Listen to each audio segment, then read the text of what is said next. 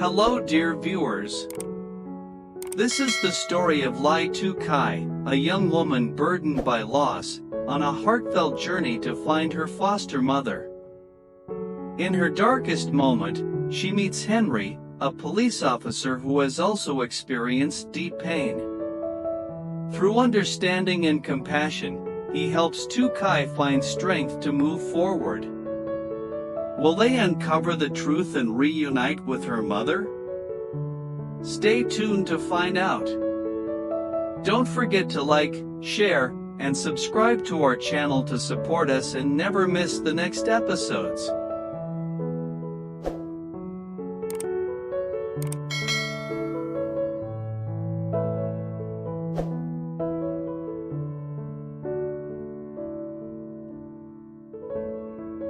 Amidst the quiet hum of city life and the weight of unresolved memories, Lytuky sat on a worn bench under the shade of an old tree, her voice trembling as she spoke to Officer Henry. The air around them was still, heavy with a kind of silence that only comes when hearts are laid bare. She wasn't a criminal, nor was she a witness, at least not in the conventional sense. She was just a young woman, burdened by too many goodbyes and too few answers. And for once, Henry wasn't there as a policeman. He was there simply as a man who understood pain. Lytuky's words fell like soft rain. She spoke of her mother, her adoptive mother, who had disappeared without warning. Though not related by blood, this woman had raised her with kindness and love, and in Lytuky's heart, that was all that mattered. She confessed how she had longed to find her, just to say thank you. To say she was doing okay. But fate, as it often does, had other plans. Her voice cracked as she recalled the unbearable pattern of loss in her life. First her biological parents, now her foster mother too. Why, she asked, tears in her eyes, do the people I love always leave me? Henry didn't answer right away. He didn't offer shallow comfort or easy explanations. He just listened, really listened, the way few people do. His presence alone became an answer, a quiet reassurance that she was not as alone as she felt. And then he spoke, his tone soft but steady. He told her that he too had once lost everything. His family, once respected, had been shattered overnight by betrayal. A forged signature, a trusted friend turned traitor, and suddenly his parents were disgraced. His mother fled the country, his father broken in spirit. He had known anger, the kind that burns hot and relentless. But in time, he chose a different path. Instead of revenge, he chose understanding. Instead of hate, justice. That's why he became a police officer, not to punish the guilty, but to protect the innocent. People like Lytuky. For the first time in days, maybe weeks, Lytuky stopped crying. She looked at Henry not as an officer of the law, but as someone who had walked through the fire and come out stronger. In him, she saw not only hope but a reflection of herself. Her pain wasn't isolated. Her wounds weren't unique. And somehow, that made them easier to bear. Crying, Henry said gently, isn't weakness. It's a sign that you're still fighting. Still feeling. Still human. His words wrapped around her like a warm blanket, a gentle reminder that strength isn't found in silence, but in vulnerability.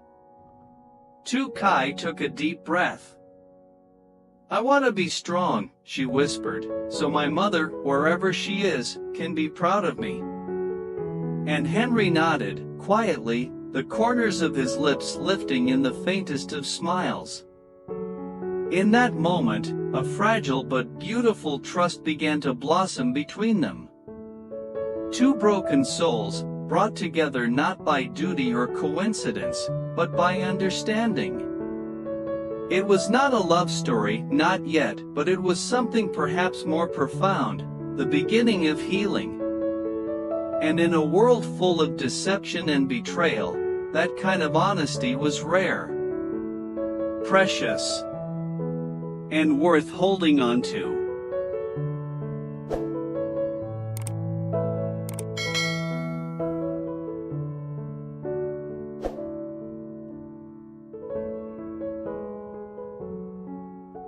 Beneath the surface of emotional healing and quiet moments between Lytuky and Henry, a darker force was already at work. What Lytuky didn't know, what Henry had begun to uncover, was that their pasts were more deeply intertwined than either of them had imagined. The man known only as the General wasn't just a powerful figure in the criminal underworld, he was the architect behind the very tragedies that had scarred both of their lives. Years ago, it was Lytuky's family and Henry's that dared to stand against him. They tried to expose his crimes. They failed. And now, he was back to silence them for good. While Henry was offering Lytuky comfort and understanding, he was also racing against time. He and a small team of trusted officers were putting together an investigation, carefully threading through layers of secrecy and fear. The general lived in a fortress-like estate, surrounded by tall walls, guarded gates, and loyal men who would do anything to protect their master's secrets. Getting close to him meant risking everything. But Henry knew they had no choice. This man was the root of it all, and unless they stopped him, more lives would be destroyed. The plan was simple in theory, but dangerous in execution. Disguised as scrap collectors, Henry's team would attempt to approach the estate under the guise of buying old materials. They hoped this would give them just enough access to observe the routines of the guards, locate security weaknesses, and gather intelligence. Every step had to be subtle.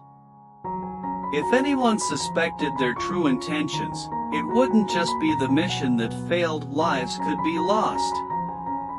Henry's voice was calm during the briefing, but the tension in the room was undeniable. We don't engage. We don't provoke. We observe. And if anything feels wrong, we pull back immediately, he instructed. The officers nodded, but behind their eyes was the same unease he felt deep in his gut. This wasn't just another operation. This was personal. Meanwhile, in the shadows, the general wasn't sitting idly by. He had already gotten word that Lytuky had returned and was under Henry's protection. It enraged him. To him, the girl was not a victim, she was a threat.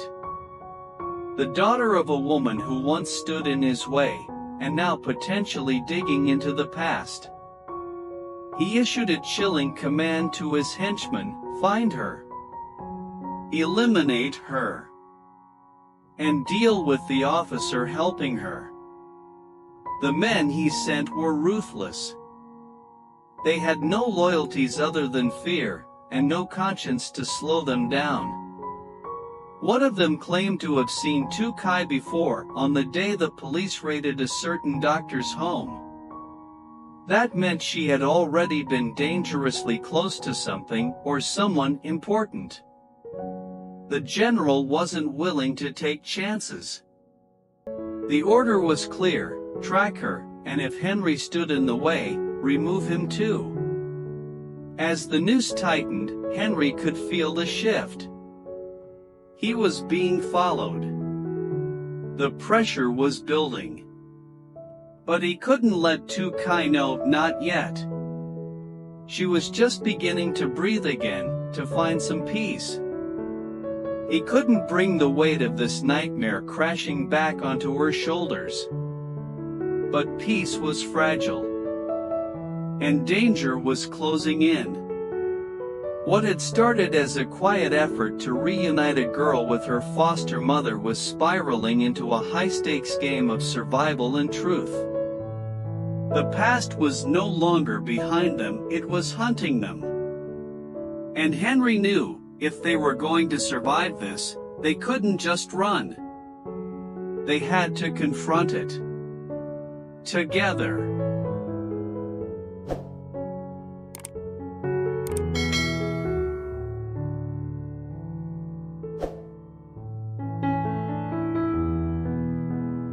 As dusk settled over the city, Lytuky sat alone by the window, her thoughts drifting like the wind that rustled the curtains. She had tried calling the only number she remembered, her foster mother's. Over and over, she was met with the same message: the number you have dialed is currently unreachable. Her heart sank a little more with each failed attempt. All she wanted was to hear her voice again, just once. To say thank you. To say she still remembered. But now, even that seemed like a luxury slipping further out of reach. Lytuky pressed the phone to her chest, a wave of emotion crashing into her. She thought of the warm meals her foster mother used to make, the way her gentle hands would tuck her in at night, and how she'd hum lullabies to soothe her nightmares.